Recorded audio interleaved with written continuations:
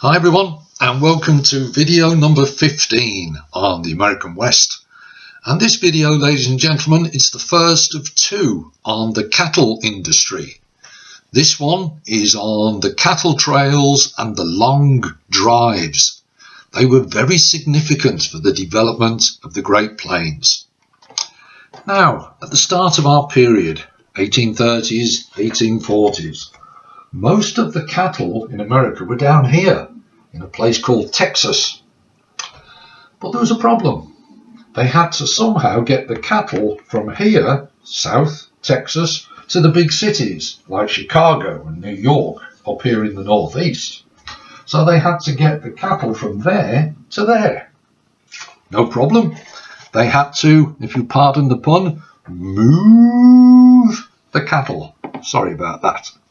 Now then, if that's what they're doing, moving the cattle, how did they do it? Well, first of all, they used this trail here. It's called the Shawnee Trail. There it is, ladies and gentlemen. The Shawnee Trail. This one here, moving from Texas up to this railroad, and then they take the cattle to the big cities. Now, you might think that's a good idea. And it was. The Shawnee Trail, moving up through Kansas and Missouri to rail towns like Sedalia. But there was one big problem. Down in Texas, the cows there, the Longhorn, as you can see here, ladies and gentlemen, the Longhorn cattle, the Texas Longhorn. On them they had a little tick, or a little flea, a little animal, a little tick. Now, on the Longhorn, it was no problem. But when the Texas Longhorns were taken through states like Kansas and Missouri, the tick from the Texas cow jumped onto the Kansas and the Missouri cows, and it killed them. Well, that's not good for the farmers in Kansas and Missouri. They were opposed to this. So 1855, vigilance committees were set up to stop the Texas cattle entering their territory. Quarantine laws were passed 1855 and again in 1859. So there's a problem. They need to take the cows from Texas through Kansas and Missouri, but the people didn't want the Texas cows. So people started to look for alternative routes, alternative ways to move the cattle. But then something else happened which changed the situation. 1861 to 1865. Ladies and gentlemen, can you remember what happened in those years? To give you a clue, it was war, ladies and gentlemen. The American Civil War. 4 years of terrible conflict. And in that time, no one's bothering with the cattle down in Texas because they're too busy fighting the war. In those 4 long years, the cattle were left alone. The number of Texas Longhorns massively increased, so that by the end of the war in 1865, there were over 5 million Longhorn down in Texas. Now, let's have a look, ladies and gentlemen. Let's have a look and see what's happening. Remember, I said down in Texas, that's where all the cattle are. Over here, New York, Chicago, that's where all the people are. Well, basic supply and demand, ladies and gentlemen. That is a $1 bill. $1. If you sold your cow down in Texas, you got $5. One cow. If somehow you could move your cow and sell it in Chicago, $40 for one cow. Therefore, it made sense to move your cattle. But remember the Texas flea. People did not want the cows from Texas coming through their land. There's still that problem. How could that problem be solved? stepped forward a man called Mr. Joseph McCoy. Now, Joseph McCoy became a rich boy. To find out how, let's look at a cow. What did Joseph McCoy do? What was his brainwave? Well, ladies and gentlemen, it's quite simple. Can you see here? The Pacific Kansas Railroad. It is being built and extended all the way through the Great Plains to the west. Remember the Shawnee Trail? Good, but no one wanted the Texas cattle there. So, what does Joseph McCoy do? He finds a new route, a different route, an alternative route. And it's this one here, ladies and gentlemen, commonly called the Chisholm Trail. And what he did, he realized if you bring the cows up here, you are avoiding the part of Kansas and Missouri which is quarantined. They didn't want the Texas cattle because of the Texas flea. So McCoy says, I'm going to use this town, Abilene, a very famous cow town. He says, I'm going to use the Chisholm Trail because that route avoided the quarantine areas of Kansas. There's already a route, the Chisholm Trail, which I'm going to make clearer and better. And then I'm going to load the cattle onto the train at Abilene and send them east. And by doing that, ladies and gentlemen, he became very, very rich. McCoy bought 450 acres of land, $5 per acre. And then he built on his land areas to store the cattle, a depot, a hotel. He marked out the Chisholm Trail. He is laying the groundwork for the Texan cows to come up the Chisholm Trail to Abilene, where he is in charge. He spent $5,000 advertising the new route, marketing the new route, down telling the Texas cowboys where to go. And it worked. First of all, 1867, just after the Civil War, 35,000 cows were driven to Abilene on the long drives. 4 years later, 1871 was the peak year for Abilene. Almost 700,000 cows driven north to Abilene. Over 5 years, 1867 to 1872, in total about 3 million. McCoy is becoming hugely rich. Abilene is expanding. It's becoming a very important link between Texas and the north and the east big industrial cities in America. McCoy, as I've said, became very, very rich. Other people saw this and they thought, wow, I'll have some of that action as well. So we get another route, ladies and gentlemen. First of all, the original Shawnee Trail, then McCoy's Chisholm Trail, and then another one here, ladies and gentlemen, running up along here, called the Western Trail. There it is, the Western Trail, all the way up here. Other trails develop. It's a good way to make money, as McCoy has shown. By mid-1870s, 1876, a lot of cattle, a lot of the cowboys were using the Western Trail. It was becoming very popular. Up here to a place called Dodge City. Dodge City replaces Abilene as the main cow town. Things were developing. The Great Plains are developing because of the cattle industry. So we've seen a clear link there. The trails leading from Texas to the railway to go east. There was one other major trail. Let's have a little look at it. Here we have this one here, right on the edge. And this is called the Goodnight Loving Trail. Here it is. Goodnight Loving Trail. Named after two men, Charles Goodnight and Oliver Loving. Set up in 1866. They've got a slightly different idea to people like McCoy. McCoy were all about moving the cattle to the train and sending the cattle to the east for the big money. $40 per cow in Chicago, remember. Goodnight and Loving had a slightly different idea. Here it is. Sell cattle to the cities in the west.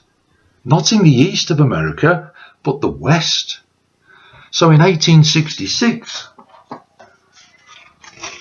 Goodnight and Loving take 2,000 cattle to this place, Fort Sumner. Can you see, it's nowhere near the east. It's further over to the west, ladies and gentlemen.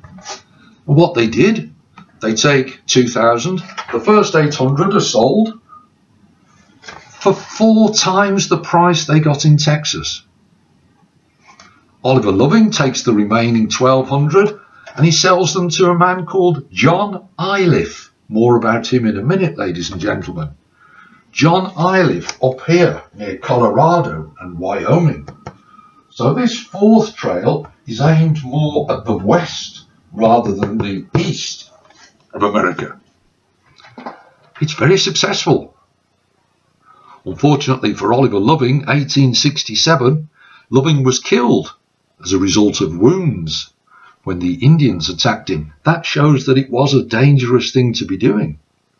But Charles Goodnight carried on, and he became hugely successful, just like Joseph McCoy. By 1876, Charles Goodnight had a farm, a ranch of 1 million acres of land. The J.A. Ranch, 100,000 cattle. Well, just imagine how much money he's making when he sells those. So Goodnight and Loving, a slightly different idea. Move and sell in the west. The others were moving to sell to the east. Now, a few minutes ago I mentioned a man called John Iliff. Let's have a look at him in a bit more detail. Iliff changed the cattle industry. Therefore, he is important. What was the big idea of John Iliff? Have you done it in your class? Have your teachers mentioned John Iliff? Hope so. If not, no worries. Let's have a little look now. John Iliff realised it was cheaper and easier to rear cattle on the plains, feeding them the grass on the plains, rather than the old system of rearing them in Texas and then moving them north across the plains. He says, no, that's a bit too long-winded. That's a bit expensive. Why don't we have them on the plains in the first place? That was his idea. Well, he was taking a big gamble, ladies and gentlemen, but he was certainly playing for high stakes. Stakes. No, I'm sorry. That's probably the worst joke you've heard. That's enough jokes. I apologise. Let's get down to the serious stuff. 1861, Civil War. John Iliff bought 500 cows after a long drive north. Well, they were tired. They were exhausted. They hadn't had much to eat, so they were thin. So they were quite cheap. That's when he realised, if we have the cows on the plains, on the grasslands of the plains, they can fatten up on the grasslands themselves. And then we can sell them, thought John Iliff. Sell them to these new emerging markets, the new towns. Gold Rush and the miners, new towns were developing. The cow towns, like Abilene, new markets were developing. Migrants were coming across the American West. Iliff says, let's sell the cows to them from here on the plains rather than in Texas. Gets the contract to sell to Native Americans who were forced to live on the reservations railway workers. This was Iliff's great big idea. So he buys land here, Denver, Colorado, and he builds up herds of cattle, cheaper to raise. You can still sell them for high prices, make a huge profit. John Iliff became a millionaire, the first millionaire in Denver, because he had the idea first. His big new cattle ranch, ladies and gentlemen, a new idea, a new development. It was the way forward. So, farm on the plains, raise your cattle on the plains. This was his idea on what was called the open range. Huge, unfenced ranches, or farms if you like, cow farms. Others again followed his example because they saw it was a way of making money. It was called the beef bonanza. The men in charge were the cattle barons. There was only a few of them, but they were immensely rich, immensely powerful. They were taking over the cattle industry on the Great Plains. The cattle industry was changing. Examples? Colorado, the state of Colorado. 1860, how many cattle there? None. 1880, how many cattle there? 800,000.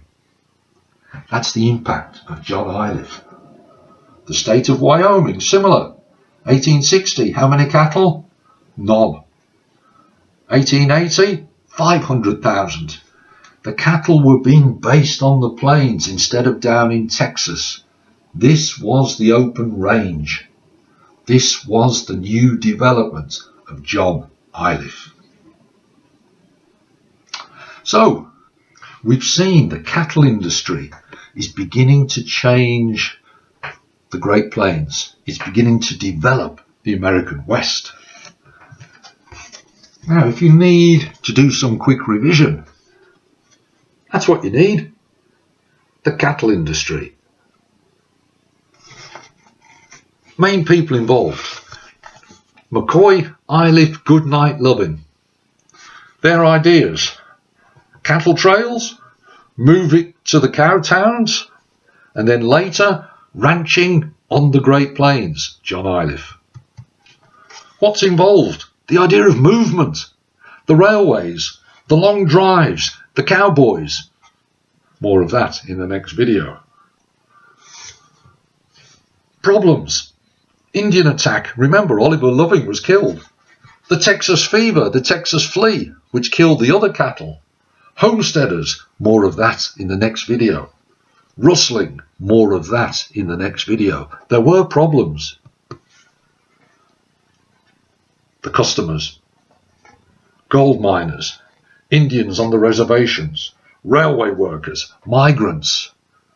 All meant that the prices could go up because people needed the beef from the Texas Longhorn.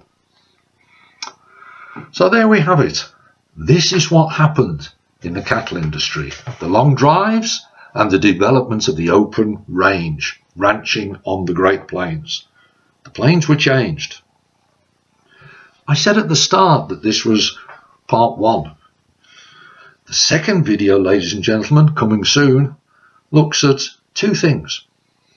Number one, the actual life of a cowboy who has to do all of the work. What was that like? And then number two, the conflict.